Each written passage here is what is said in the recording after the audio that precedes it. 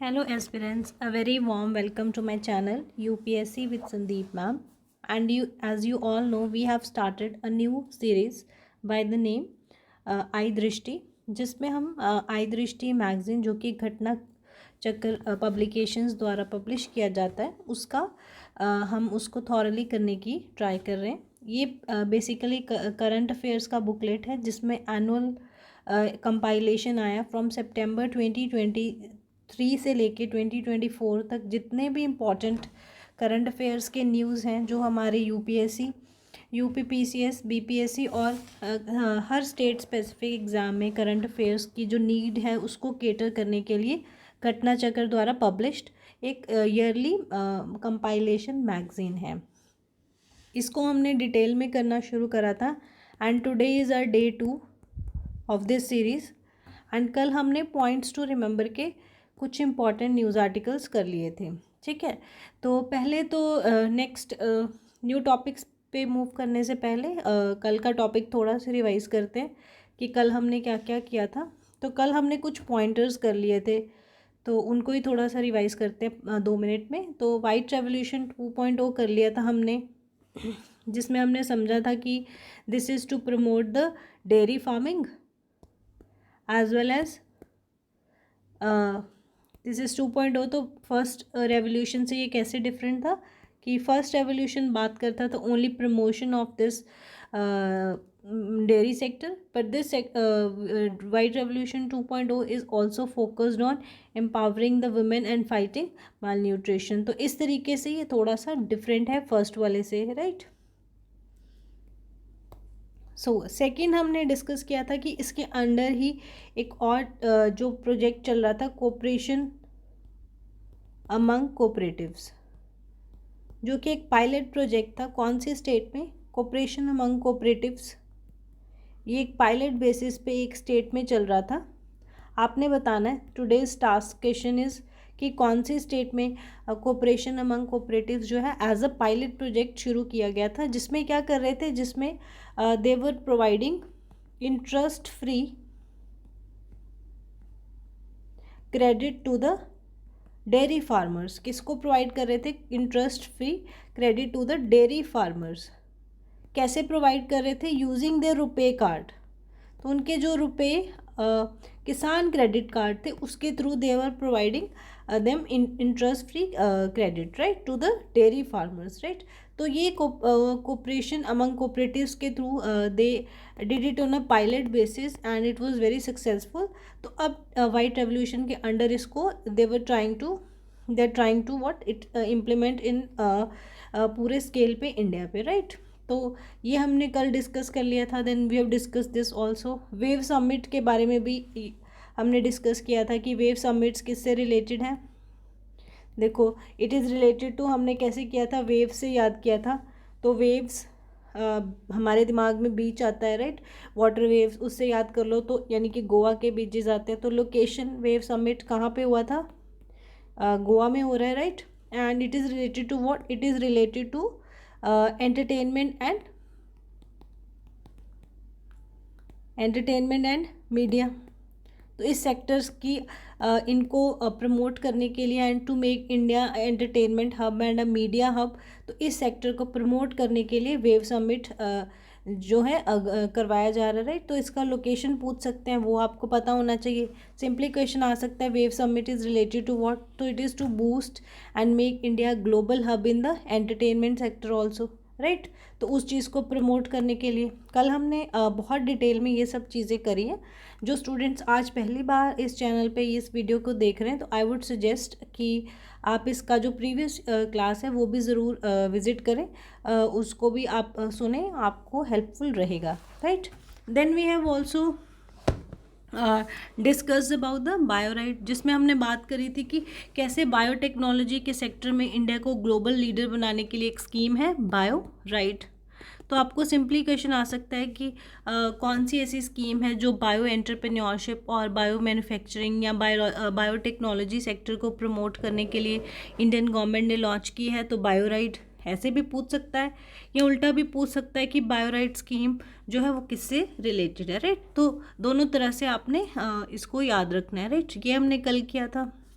Then हमने next scheme जो थी ट्राइबल सेक्टर की डेवलपमेंट के लिए, ट्राइबल कम्युनिटीज़ की ओवरऑल सोशल इकोनॉमिक डेवलपमेंट के लिए, कि उनका पूरा सोशो इकोनॉमिक डेवलपमेंट हो, उसके लिए एक स्कीम थी PM जुगा, short form, and what is the full form, प्रधानमंत्री जनजातीय उन्नत ग्राम अभियान। तो इसमें क्या किया गया है, जितनी भी ट्राइबल कम्युनिटीज़ के लिए जितनी भी स्कीम्स चल रही है उन सब की कन्वर्जेंस की बात करी गई है कि सब मिनिस्ट्रीज़ मिलके काम करें। और एक चीज़ और जो इसमें पूछी जा सकती है, मैंने कल भी क्लास में काफ़ी बार बताया था, दैट इज़ द अमाउंट, कि कितना अमाउंट एलोकेट हुआ है। जब इतने बड़े लेवल की अमाउंट होती है, एंड वैसे भी tribal communities is very very important, and हमेशा एग्जाम में इनसे रिलेटेड क्वेश्चंस आते रहते हैं, तो यू हैव टू रिमेंबर कि 790 करोड़ के आसपास, और अगर एग्जैक्टली देखें तो 79,156 crore has been allocated, right. तो ये भी हमने याद रखना था, ये हमने कल डिस्कस भी किया था, राइट। आई होप आप रिकॉल कर पा रहे हो। देन हमने डिस्कस किया था अबाउट कॉमनवेल्थ गेम्स, कि कॉमनवेल्थ गेम 2026 होने जा रहे हैं, एंड कहाँ पे होंगे, इसकी होस्ट सिटी कौन सी है, तो it is being hosted by Glasgow. And where is Glasgow, Glasgow is in Scotland, right. तो ग्लासगो में होगा, लेकिन ओरिजिनल वेन्यू क्या था, ये भी हमने डिस्कस किया था, that this is the new venue. Original host country या होस्ट सिटी कौन सा था, ओरिजिनल होस्ट सिटी थी हमारी विक्टोरिया, ऑस्ट्रेलिया में, लेकिन इन्होंने बैक ऑफ कर दिया था। ये हमने डिस्कस किया था कि इन्होंने बैक ऑफ कर दिया था, एंड क्यों बैक ऑफ किया था यह भी हमने रीज़न समझा था, that citing the rising prices, inflation की वजह से, राइजिंग कॉस्ट की वजह से दे सेड कि हम लोग क्या है होस्ट नहीं कर पाएंगे, तो इन्होंने बैक ऑफ कर लिया। एंड अब न्यू होस्ट कंट्री कौन सा है, सिटी कौन सा है, ग्लासगो, एंड कौन सा जो सिटी है अब होस्ट करेगा, दैट इज़ ग्लासगो। तो आपने याद रखना है, दोनों तरीके से पूछ सकता है कि अभी कौन होस्ट करेगा, तो आंसर होगा ग्लासगो। अगर वो पूछेगा ओरिजिनली होस्ट कौन कर रहा था, विक्टोरिया, राइट। तो ये आपने पूरा याद रखना है। एंड कल हमने ये भी डिस्कस किया था कि जब कोई होस्ट कंट्री बैक ऑफ करती है तो उसके लिए उनको पेनाल्टी भी चार्ज होता है, तो Australia has paid the penalty, right. तो वो भी हमने डिस्कस किया था कल की क्लास में। Then we had also discussed about एक जो नए इंस्टीट्यूट ओपन हो रहे हैं इंडिया में related to the animation and gaming sector, animation gaming sector को प्रमोट करने के लिए कि इन सेक्टर में भी अच्छे से भी रिसर्च डेवलपमेंट हो सके, और अच्छे से इसको एज अ लाइन ऑफ जो है लाइक एजुकेशन डेवलप कर सकें। IIM के मॉडल पे एक नए इंस्टीट्यूट बनाने की बात करी गई है, जो आपको एनिमेशन, गेमिंग और एक्सटेंडेड रियलिटी जैसे ये जो नए फील्ड आ रहे हैं इसमें एजुकेशन प्रोवाइड कर सकें, राइट। तो इसका नाम अगर वो पूछेंगे तो नाम क्या है, it is going to be called National Centre of Excellence, right. तो ये बनाने की गवर्नमेंट बात कर रही है, that they are going to open National Centre of Excellence, जैसे हमारे IITs हैं, IIMs हैं, राइट। तो बिल्कुल ऐसे ही देश में आपको देखने को मिलेंगे अब फ्यूचर में national Centre of Excellence, right. ये भी हमने डिस्कस किया था। आई होप आप रिकॉल कर पा रहे हो, and if you are not able to recall तो आई वुड सजेस्ट कि आप कल का वीडियो एक बार फास्ट फॉरवर्ड करके फिर से देखें, right, so that because next करने से उतना फ़ायदा नहीं होगा, जितना हमने किया वो आपको आना भी चाहिए, तो you should be able to recall. If you are not able to recall तो आई वुड सजेस्ट कि आप कल का वीडियो भी एक बार फिर से चला के देखें और उसको रिवाइज़ करें, राइट। देन हमने डिस्कस किया था ग्लोबल फूड रेगुलेटर समिट के बारे में, कि वर्ल्ड लेवल के जितने भी फूड रेगुलेटर्स हैं डिफरेंट कंट्रीज़ के, जैसे इंडिया का फूड रेगुलेटर कौन है, FSSAI, food safety and standard authority of India, right. तो इसने ये ऑर्गेनाइज़ किया था, तो इससे हमें पता लग गया कि ग्लोबल जो फूड रेगुलेटर समिट है ये कहाँ पे हुआ है. This is in India, this is hosted by India. ये भी आपने याद रखना है. इस साल का जो समिट था this was the second global summit, और जो फर्स्ट हुआ था वो भी इंडिया में ही हुआ था, right. And second is also taking place in India. तो वर्ल्ड लेवल के जितने भी कंट्रीज़ हैं, राइट, उन बहुत सारी कंट्रीज़ ने पार्टिसिपेट किया, और कंट्रीज़ की जो फूड रेगुलेटर्स हैं they came and take part in this conference, जहाँ पे डिस्कस किया गया कि कैसे फूड सेफ्टी स्टैंडर्ड्स को और अच्छे से मेंटेन किया जा सकता है, राइट. इंटरनेशनल लेवल पे आप कैसे इसको इम्प्रूव कर सकते हो. एंड यहाँ पे एक बहुत इंपॉर्टेंट चीज़ हुई जो आपने याद रखना है, एक पोर्टल लॉन्च हुआ, FIRA portal, right. So question आ सकता है FIRA portal is related to what, या ये कब लॉन्च हुआ, किस प्लेटफॉर्म पे लॉन्च हुआ. So this portal was launched eight global food regulator summit, right. ये कल हमने पूरी डिटेल में डिस्कस किया था कि what would be the work of this portal, right. Then हमने कल एक बहुत इंपॉर्टेंट अपॉइंटमेंट भी करी थी. And what was that appointment? That was the appointment of the new DG of Narcotics Control Bureau. तो नारकोटिक कंट्रोल ब्यूरो के नए DG अपॉइंट हुए हैं अनुराग गर्ग. तो अनुराग गर्ग जो है he has been appointed as a new DG of narcotics, right. So I hope आपको सारा रिकॉल हो गया होगा कल हमने जितना भी किया. एंड आज फर्दर नेक्स्ट टॉपिक्स पे मूव करते हैं, राइट. तो आज का पहला topic that is Viksit Bharat fellowship program. This is very important. इसको थोड़ा सा डिटेल में हम लोग करेंगे कि what is this Viksit Bharat fellowship programme.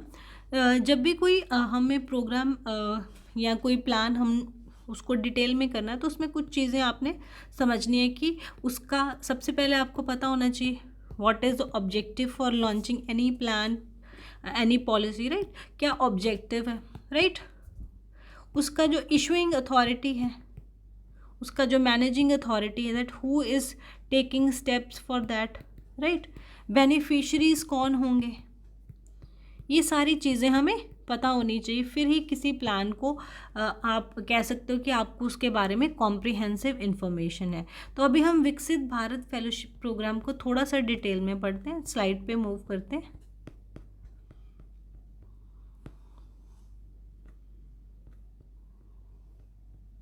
Yes. So this is what? The question क्या है? Bluecraft Digital Foundation has launched which new fellowship program to encourage writing and creative talent? तो issuing agency तो हमें पता लग गई that who is the issuing agency? The organizers are Bluecraft Digital Foundation, right. तो Bluecraft Digital Foundation द्वारा एक fellowship programme, scholarship programme जो है स्टार्ट किया गया है. फेलोशिप क्या, स्कॉलरशिप टाइप प्रोग्राम है. किस चीज़ के लिए? ऑर्गेनाइजेशन तो हमें पता लग गई. अब ऑब्जेक्टिव क्या है, राइट. ऑब्जेक्टिव और किन के लिए, बेनिफिशरीज़ कौन है, अभी ये दोनों चीज़ों के हमें आंसर चाहिए, राइट. तो अभी इस स्लाइड में आपको दोनों के आंसर्स मिल जाएंगे. तो विकसित भारत फेलोशिप प्रोग्राम जो है किसने ऑर्गेनाइज किया? It has been organise by Bluecraft digital foundation. ये आपने याद रखना है, राइट. देखो अब इसको कैसे याद करोगे कि ब्लूक्राफ्ट डिजिटल फाउंडेशन का है. विकसित भारत, तो हम क्या चाहते हैं, इंडिया क्या है, भारत क्या है, विकसित हो, बहुत ऊंचाइयों तक पहुँचे. सो व्हेन यू आर विकसित हो रहे हो, you touch the, you are becoming successful and you are what, हम क्या कहते हैं, आप बहुत बहुत ऊंचाइयाँ छुएं, राइट. Touching the sky.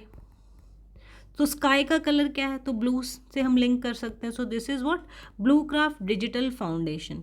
अभी देखो ऐसे ये निमोनिक बड़ा लंबा लग रहा होगा सोचने में, बट जब आप बार बार रिकॉल करोगे तो आपको you will feel that it is linking in your mind, right. तो विकसित भारत सक्सेस हो रहा है, you are touching the sky, so sky is blue. So Bluecraft digital foundation के द्वारा स्टार्ट किया गया है विकसित भारत फेलोशिप प्रोग्राम. अभी क्या ऑफ़र कर रहे हैं, क्या दे रहे हैं फेलोशिप में, स्कॉलरशिप में? They are giving an opportunity to the emerging professionals and experienced leaders to contribute to the development of India by 2047, क्योंकि हमारा टारगेट क्या है, that we should have a Viksit Bharat by 2047, right. तो उसी अपॉर्चुनिटी को, उसी लाइक प्रमोट करने के लिए they are issuing a this fellowship program. लेकिन होगा क्या basically, so actually they are giving what 25 scholarships.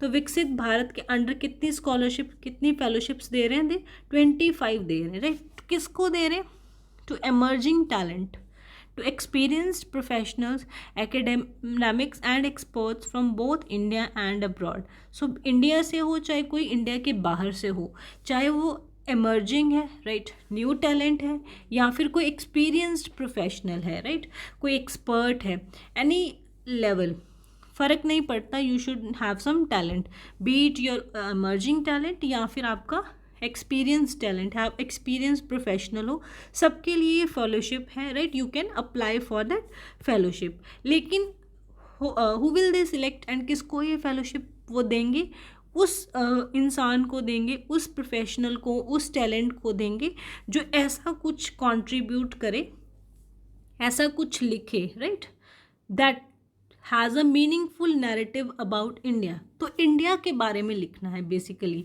कैसे लिखना है, फॉर्मेट मैटर नहीं करता, you can write non fictional book, you can even publish some research paper, it can be children's literature, coffee table books हो सकते हैं, case studies हो सकते हैं, किसी भी फॉर्मेट में आप लिख सकते हो, राइट।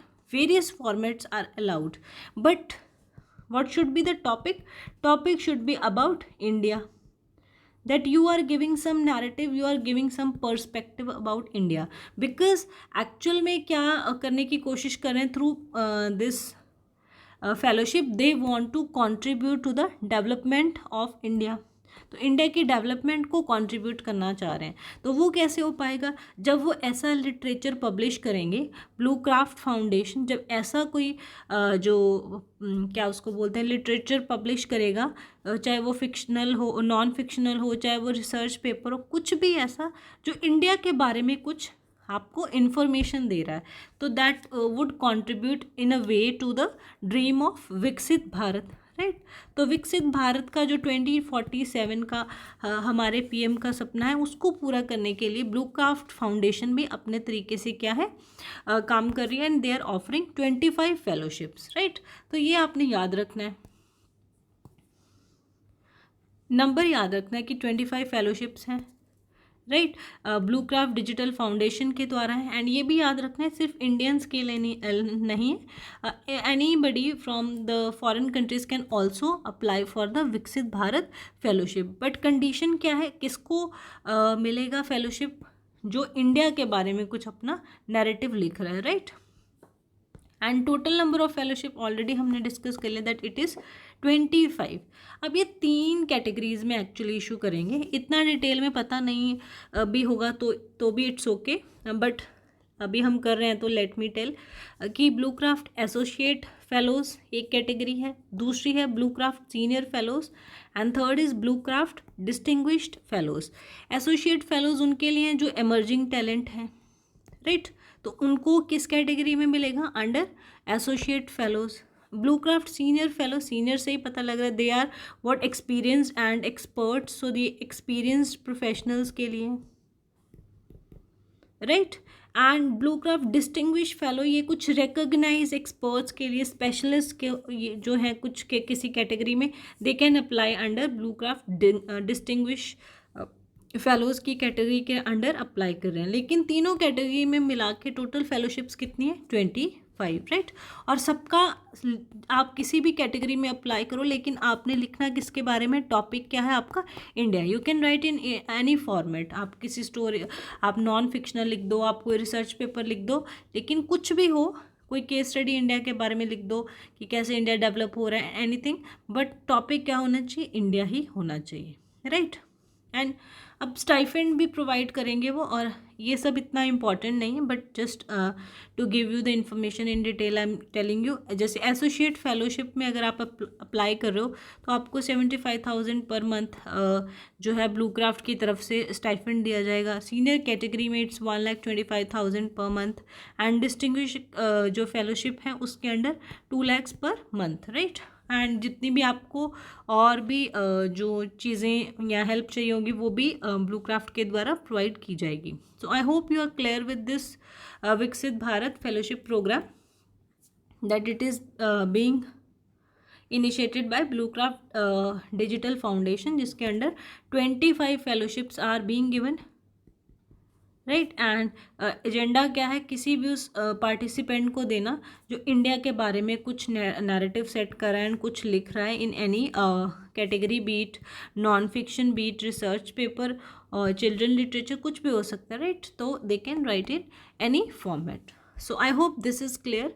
तो अब ध्यान से देखो, क्वेश्चन आपको इजीली आप आंसर कर सकते हो कि ब्लू क्राफ्ट डिजिटल फाउंडेशन के द्वारा कौन सा फेलोशिप प्रोग्राम लॉन्च किया गया है to promote and encourage writing, right. So it is Viksit Bharat fellowship programme. So I hope this is clear. अब तो इजी लग रहा होगा क्योंकि हमने इतनी डिटेल में कर लिया है, राइट। तो नेक्स्ट पॉइंटर पे मूव करते हैं। And what is the next pointer?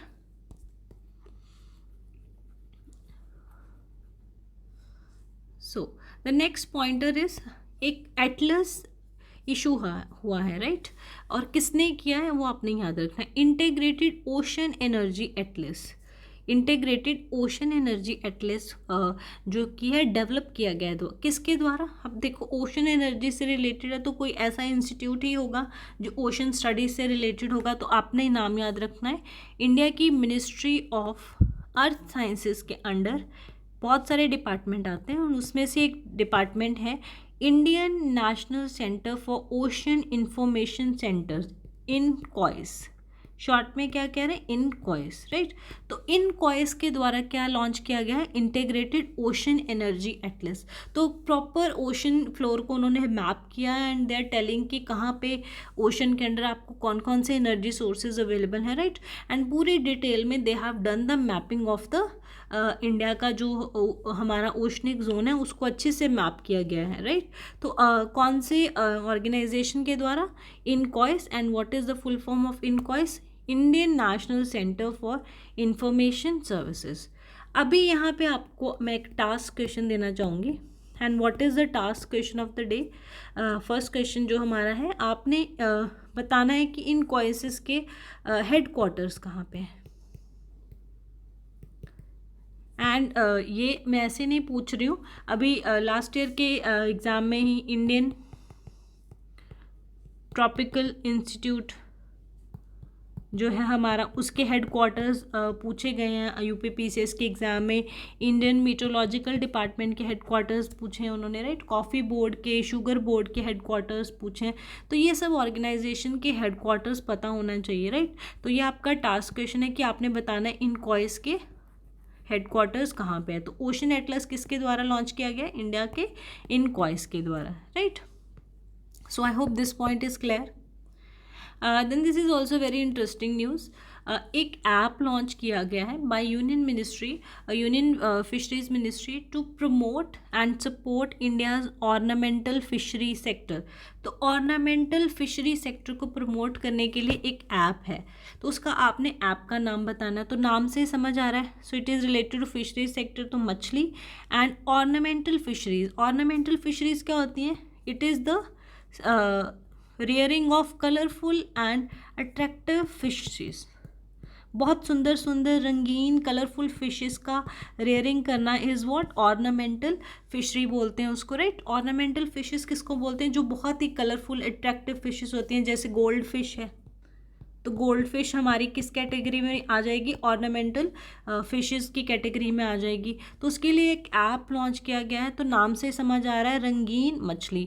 Ornamental भी देखो, ऑर्नामेंट्स पे कितने कलरफुल होते हैं, तो उससे आप याद रख सकते हो। फिशरी से मछली और ऑर्नामेंट कलरफुल होते हैं, तो उससे क्या है? रंगीन, देखो एमरल्ड होता है, रूबी होता है, अलग अलग कलर के ऑर्नामेंट्स है, राइट। तो उससे आप याद रख सकते हो कि ऑर्नामेंट इज़ व्हाट, रंगीन मछली, ऑर्नामेंटल फिशरी इज़ रंगीन मछली। सो आई होप आपको ये क्लियर हो गया होगा, राइट। देन नेक्स्ट पे मूव करते हैं, and this is about the India's official entry to the best international feature film की कैटेगरी ऑस्कर्स। देखो आ रहे हैं, तो ऑस्कर्स में इंडिया की तरफ से फीचर फिल्म की कैटेगरी में कौन सी मूवी जो है नॉमिनेट हुई है। तो आपने सबसे पहले याद रखना है फीचर फिल्म की कैटेगरी में कौन सी मूवी इंडिया की तरफ से official as a official entry गई है। तो this was very famous movie, इस साल इसका was very much in news, Laapataa ladies.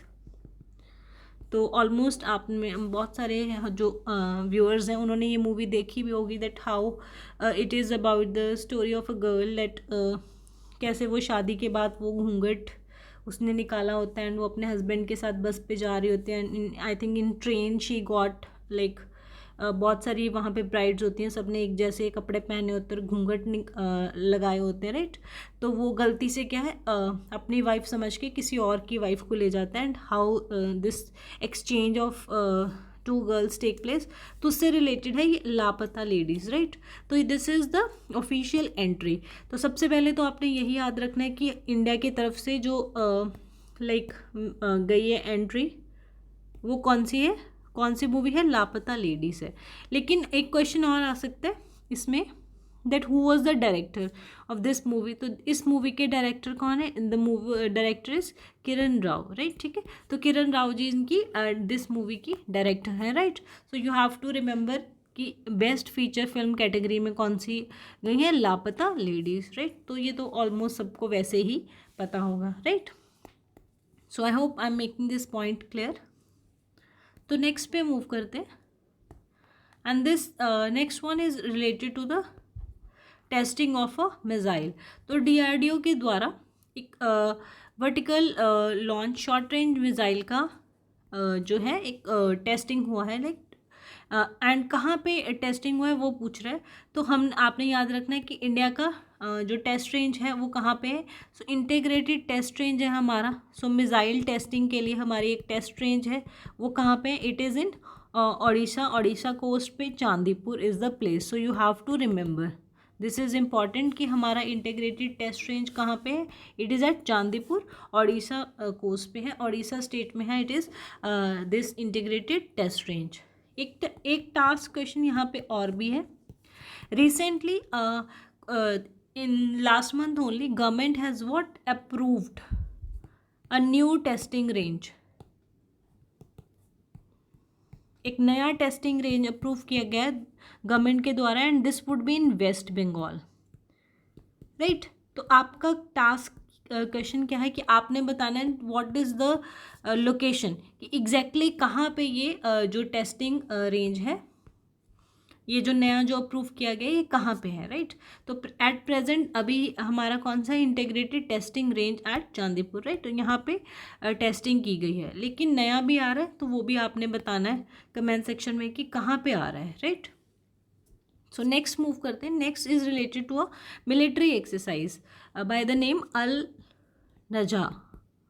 Al Najah एक मिलिट्री एक्सरसाइज हुई है, right. It has been successfully conducted at, पूछ रहे हैं कहाँ पे हो रही है, तो it has been successfully conducted at Rabkut training area in Salalah, Oman. तो ओमान में हुई है। तो दो तरीके से क्वेश्चन पूछ सकता है कि कहाँ पे कंडक्ट हुई है, राइट, या फिर it is between which two countries, right. तो आपने याद रखना है that Al Najah is between India and Oman. India और ओमान के बीच का ये मिलिट्री एक्सरसाइज है, राइट। एंड इस साल की इसकी लोकेशन क्या है, it has been conducted in Oman, right. तो ये दो चीज़ें आपने याद रखनी है। अब बहुत सारी एक्सरसाइजेज है तो भूल जाता है कौन सी किस में है, तो हमें क्या थोड़ा सा टिप्स एंड ट्रिक्स के थ्रू इसको याद करने की कोशिश करते हैं। तो अब इसको कैसे करें, ऐसे ही आप कर सकते हो। छोटा सा मैंने ट्रिक बनाया, the India is saying oh man don't go. Don't go मतलब ना जा। सो ओ मैन ना जा, सो अल न जा से ना जा, एंड ओमान से Oman, right. So Oman and India के बीच का एक्सरसाइज है अल नजा. सो आई होप आपको याद हो गया होगा. एक बार रिवाइज करते हैं जल्दी से. सो इस साल का अल नजा एक्सरसाइज कहाँ हुआ है? It has been conducted at Oman and it is between Najah Oman Najah. So it is between India and Oman, right. So I hope this is clear. ये हो गया होगा आपको याद. नेक्स्ट पॉइंट पे मूव करते हैं. And this is related to the mission Mausam. So mission मौसम, अब मौसम से क्या क्लिक कर रहा है? So it is related to some weather phenomena, right. मौसम से रिलेटेड है तो कुछ वैसा ही होगा. मिशन मौसम गवर्नमेंट ने अप्रूव किया है, तो इसके बारे में आपने याद रखना है. 2-3 बातें तो पहले आपने शॉर्ट में याद रखनी, बाद में इसको डिटेल में भी थोड़ा हम करते हैं, राइट.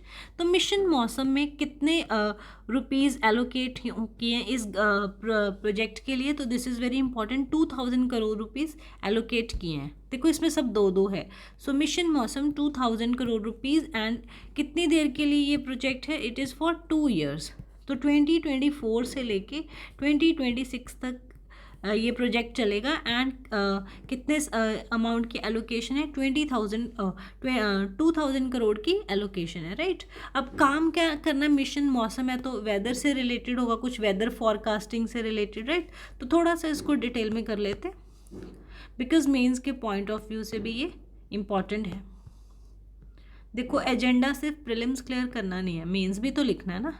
तो उस चीज़ को भी हमने ध्यान में रख के इन्फॉर्मेशन को उसी तरीके से पढ़ना है, राइट. सो मिशन मौसम गवर्नमेंट के द्वारा इसको अप्रूव किया गया.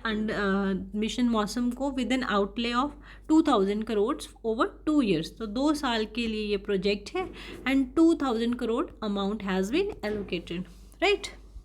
अब इसमें क्या करना है? अंडर दिस मिशन मौसम एक अच्छी खासे एक्सपोनेंशियल लेवल पे क्या है? रिसर्च एंड डेवलपमेंट होगी. किस फील्ड में?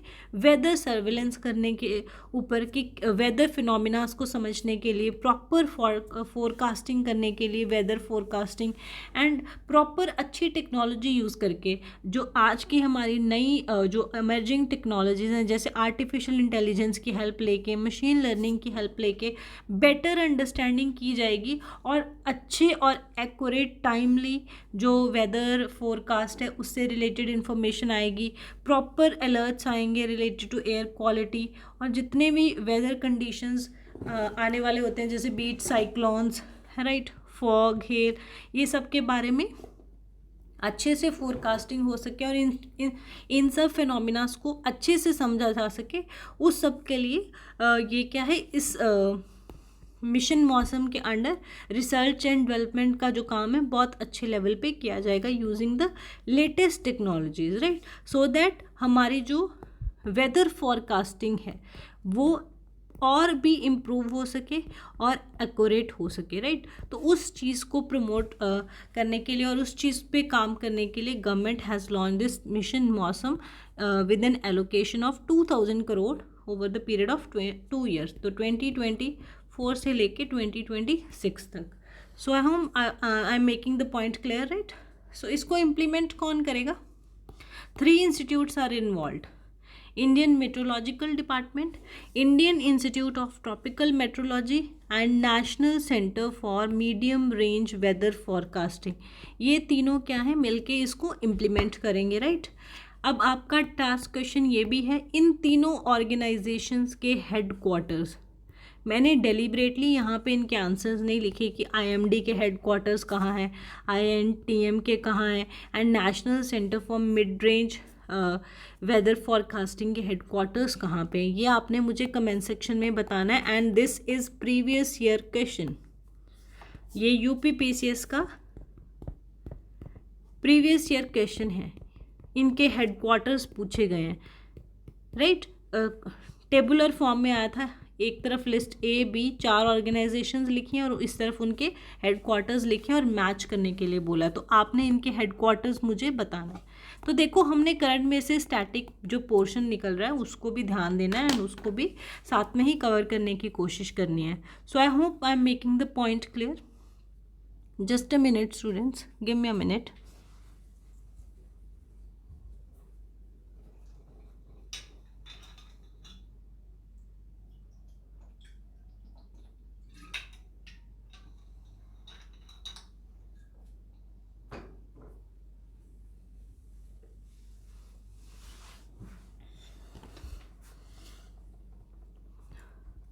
So let's move to the next point. Next pointer हमारा क्या है? सो मिशन मौसम भी हमने कर लिया है, राइट. देन गवर्नमेंट ने एक स्कीम लॉन्च करी थी बाय द नेम फेम, जो कि 2 फेजेस में आई थी, फेम 1 एंड फेम 2, राइट. और इन दोनों स्कीम्स का एजेंडा क्या था? To promote electric vehicles. तो सस्टेनेबल ट्रांसपोर्टेशन प्रमोट करने के लिए, इलेक्ट्रिक व्हीकल्स को, ईवीज़ को प्रमोट करने के लिए गवर्नमेंट के द्वारा एक स्कीम लॉन्च करी गई थी फेम 1 फेज़ 1 में, एंड फेम 2 उसी स्कीम का फेज़ 2. लेकिन अब इस स्कीम को, फेम 2 जो चल रही थी फेज़ 2, इसको रिप्लेस किया गया है टू प्रमोट इलेक्ट्रिक व्हीकल्स. और अच्छे से प्रमोट करने के लिए government has come up with a better scheme bye the name. तो आपने याद करना है कि PM ई ड्राइव. तो PM E drive scheme has replaced what, this fame scheme. तो डायरेक्टली आपको क्वेश्चन आ सकता है, 1 लाइनर क्वेश्चन बड़ा अच्छा बनता है कि FAME scheme has been replaced by what. So it has been replaced by PM E drive scheme. देखो, जब प्लानिंग कमीशन को गवर्नमेंट ने रिप्लेस किया था विद नीति आयोग, तो UPSC ने क्वेश्चन पूछा था 2015 में प्रीलिम्स का क्वेश्चन था, that planning commission has been replaced by which body. So उसका आंसर था it has been replaced by Niti Aayog. वैसे ही ऐसे ही क्वेश्चन बन सकता है that FAME scheme has been replaced by which body. तो आपने याद रखना है, FAME scheme has been replaced by which scheme, it has been replaced by PM E drive. So I hope this is clear, and ये भी आपको याद हो गया होगा, नाम से ही पता चल रहा है.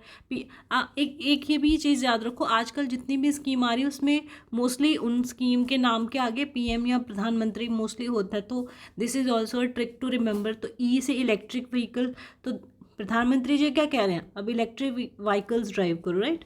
तो PM ई ड्राइव, राइट. तो इससे आप एक ट्रिक के थ्रू आप थोड़ा सा याद रख सकते हो. सो आई होप ये आपको याद हो गया होगा, राइट.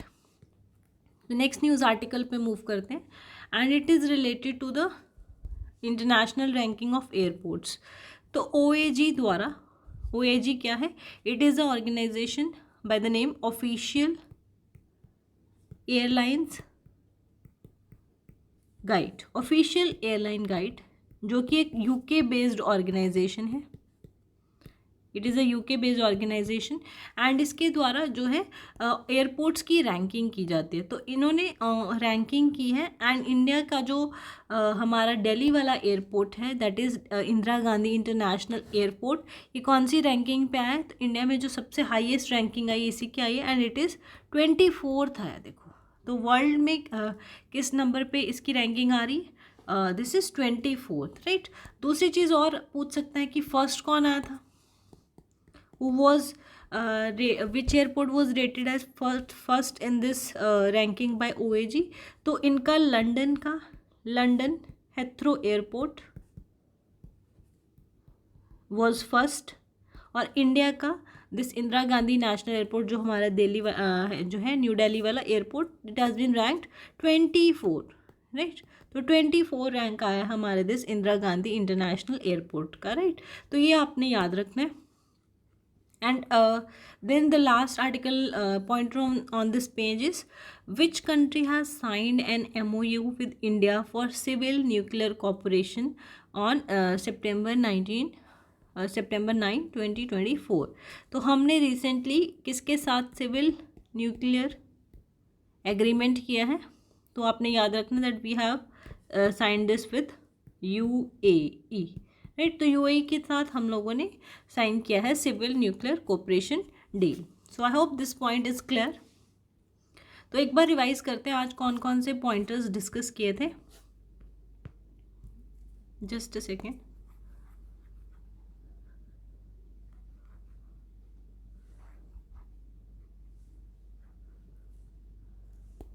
तो सबसे पहले तो हमने करी थी आज विकसित भारत फेलोशिप, विकसित भारत फेलोशिप, जिसमें हमने करा था कि कितनी फेलोशिप्स होंगी, 25 फेलोशिप्स होंगी, और किसके द्वारा होगी, ब्लू क्राफ्ट डिजिटल फाउंडेशन के द्वारा होगी, राइट, जिसके अंडर जो है एक्सपर्ट्स और इमर्जिंग टैलेंट को जो है फेलोशिप्स दी जाएंगी, लेकिन टॉपिक क्या होना चाहिए उनका राइटिंग का, should be about India, right, तो उनके लिए ये है विकसित भारत फेलोशिप प्रोग्राम। देन हमने डिस्कस किया था integrated energy Atlas, integrated ocean energy Atlas, जो कि किसके द्वारा पब्लिश है, जो कि पब्लिश हुआ है इनकॉइस के द्वारा, राइट। देन हमने एक ऐप डिस्कस करी थी जो कि किससे रिलेटेड थी, ऑर्नामेंटल फिशरी। ऑर्नामेंटल फिशरी मैंने आपको बताया क्या होता है, वो फिशेस जो कि बहुत ही कलरफुल अट्रैक्टिव है, राइट, तो उनके लिए क्या ऐप है, रंगीन मछली, नाम से ही समझ आ रहा है, right. Then we have also discussed about the हमारी ऑस्कर की एंट्री, इंडिया की तरफ से ऑस्कर की entry in the category of international feature film. International feature film की कैटेगरी में कौन सी थी, Laapataa Ladies, and who was the director of this movie, Kiran Rao, no? Right, then we have also discussed about a military exercise जो कि अल नजा के नाम से थी, एंड अल नजा is a exercise between India and Oman, जो कि लोकेशन भी इस बार कहाँ होस्ट की गई है, ओमान में।